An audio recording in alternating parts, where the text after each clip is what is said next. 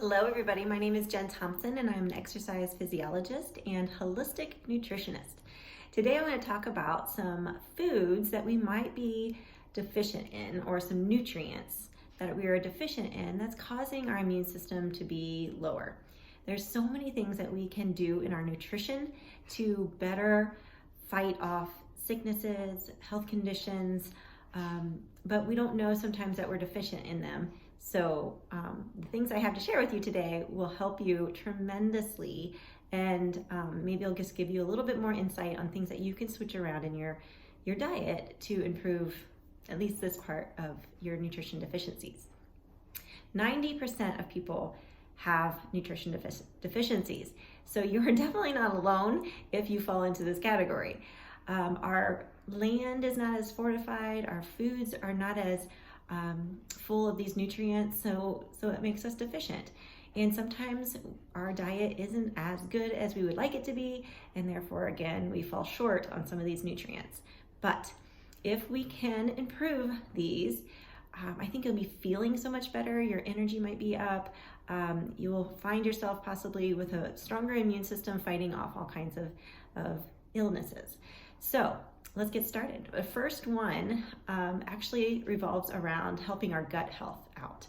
When our gut is leaky, meaning it's got some gaps in it, causing some inflammation to come in and hurt the gut lining and the cells of our gut, we find ourselves in big trouble then, because our gut is the big powerhouse of helping our immune system. So when people come to me and want to make some nutritional changes, I'll ask them what kind of symptoms they have, and so many of them fall into the gut symptoms. So helping our gut out should be really high on your priority list. So the number one food here on my list today would be fermented foods. Now, some people don't like these fermented foods, and that's kind of me included. So there's different things that I'm going to suggest if you don't like the foods that I'm suggesting in each of these categories. So fermented foods come in a great source of sauerkraut. So that would be my top one for you to consume on a regular basis, if at all possible. Kimchi is another one that you may have heard about. You could do the drink kombucha, but if you make it yourself, that would probably be ideal, because then you can control the added sugars that are sometimes found in those other drinks on the shelves. For sauerkraut, just a couple tablespoons a day actually can be so beneficial to your gut health and the bacteria that we want to have in our gut to make it healthier. Okay, so that was the number one food. If you don't like those kind of foods, just like I don't care for them greatly, you can find a good probiotic. I'm always suggesting switching up the probiotics with my clients, because there are so many strands out there that your gut actually needs to be as healthy as possible. So finding a good supplement line that helps circle all of those different bacteria that are out there. Okay, number two, magnesium. Magnesium is deficient in most people, and you might notice this if you have a lot of leg cramps, if you're having a hard time sleeping or relaxing. It could just be a high level of, or high frequency of migraines that are happening. So magnesium may be something to maybe look into. Blood work can help detect some of this as well. So don't ever hesitate to go get some labs drawn to see what's really behind some of these symptoms if you're having any of them. But magnesium helps relax your muscles and helps relax you. It helps keep your heart strong and your nerves strong too. So it's pretty important to be adding in possibly into your nutrition. You can find this in pumpkin seeds. Black beans are very high in it. You find it in avocados, and this is the really good news, you can find it in dark chocolate. When you're craving chocolate, it could be that you're deficient in magnesium, and if you take in really good quality dark chocolate, you're getting that craving satisfied, but you're also getting the magnesium. So I feel it's a win-win.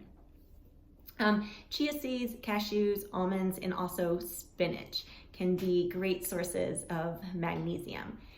Now you could supplement with it. One of my favorite ways to supplement with magnesium, and it's just one form because there's lots of different levels of magnesium, and we got to figure out which level you need. if you're deficient, but I love Magnesium Calm. It's a tea that I can make at night, helps me relax and helps me from munching on other foods that I shouldn't be eating right before bed anyway. So Magnesium Calm is what it's called. I am in no way affiliated with them. It's just these are some things that I really, really do like. Keeping your magnesium in check will also decrease your risk of osteoporosis and diabetes. So let's really keep these levels in mind, and taking in those foods that I mentioned would be a great start. All right, number 3 is vitamin C.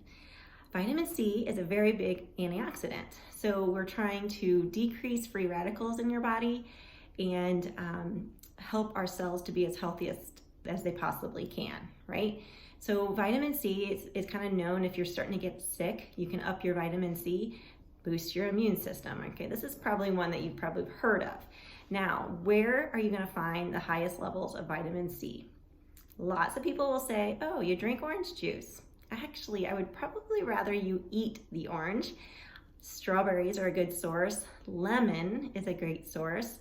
Even broccoli and spinach will work there too, or kale will be great sources. If you supplement, you can do kind of a high dose. Just again, make sure that you're not supplementing with powders or drinks that are still loaded in sugar, because you're going to defeat the purpose of trying to get healthier when you're loading yourself down with sugar.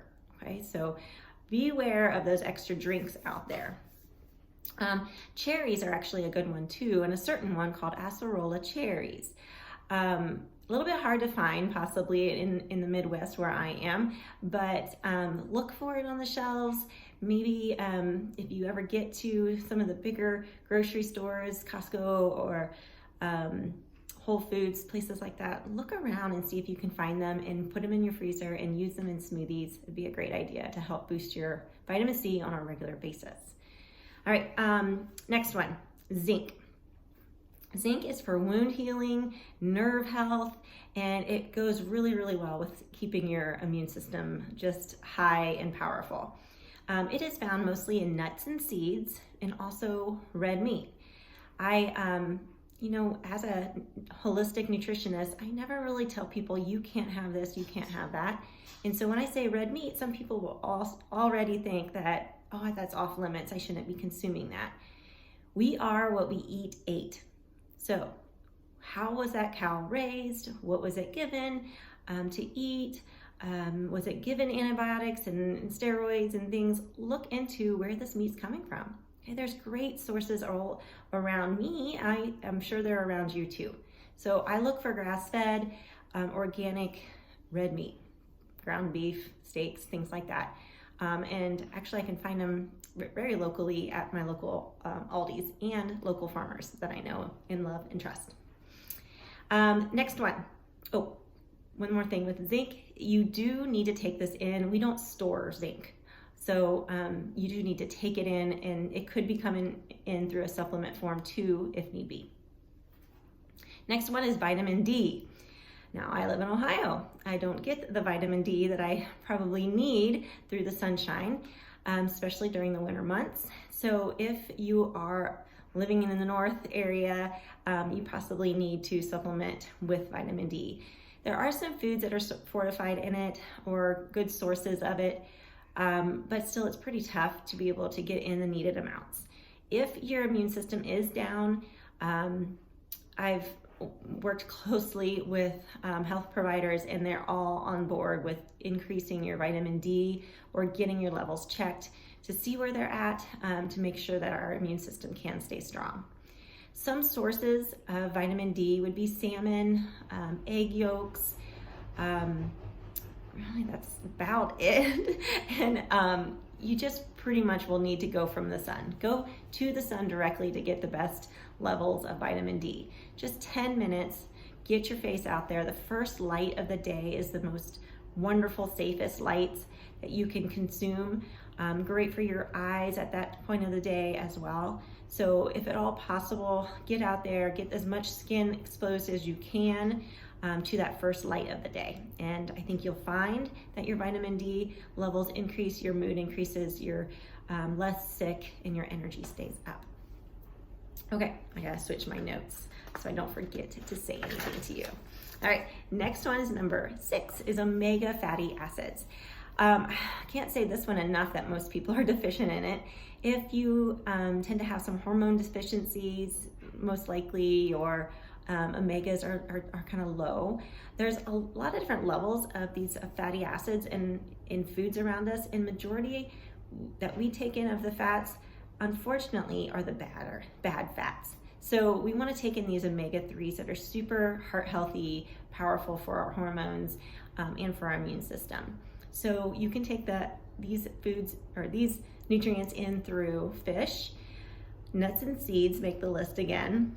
What else is on there? Walnuts, flax seeds, chia seeds. All of these are great sources. Avocado, making sure that it's the freshest source possible there too. Sometimes avocados are picked when they are not near ready to be picked, and that can cause a little bit of a problem too, and we're not getting the nutrients that we need. So omega-3s, a lot of times people will supplement with them because, again, it's staying away from processed foods that contain the bad fats, and finding the right oils to use in cooking and baking so that we're not taking in rancid oils. Sometimes it's good to make these nutritional switches, but sometimes it's just easier to supplement with it as well. Okay, so a good omega-3 fatty acid. And the last one I have for you today is apple cider vinegar. Apple cider vinegar is pretty darn powerful and is a big antioxidant helper to our body. It can be found in most stores around us, and you want to look for a bottle that says apple cider vinegar but with the mother. Okay, it should say mother on it. It has all the good stuff in it then. And it's helpful to your gut so much with the good fermented nutrients that we do need, but it also helps that bacteria to regulate in our stomach correctly. A really cool thing about apple cider vinegar is it can help manage your blood sugars, and therefore also help with weight management. As little as maybe start with a tablespoon a day and work your way up to maybe 2 tablespoons twice a day, something like that, can really show to help manage your blood sugars. So those that are maybe pre-diabetic or just struggling a little bit with their insulin or glucose levels, consider apple cider vinegar as a good choice. Now, for a little bit of an add-in for boosting your immune system, I can't leave out water intake. You really want to keep bringing in good quality water, filtered, so we get as many chemicals out as possible of our water that don't belong in us, like heavy metals, and then bring in the good ones. And one thing I'd love to do is use my filtered water, but then I also put in a little bit of Celtic sea salt. Now, please see me personally, and I'll help you fine-tune your nutritional needs, or speak with your doctor about some of these things. But Celtic salt has the right minerals in it to really hydrate you and get your system in balance. That's what we're looking for to avoid sicknesses overall, is to get our body in balance and understand what it needs. So between you and your doctor, get some blood work done, see where your levels are. At least yearly is what I recommend for people to keep a good close look on what their body is doing, what's the symptom saying, and piece it all together. So thank you for listening today. If you want more fun tips and tricks, just seek me out here on social media or YouTube. I run accountability groups all the time to help assist people make realistic everyday changes that greatly impact their overall health for the future.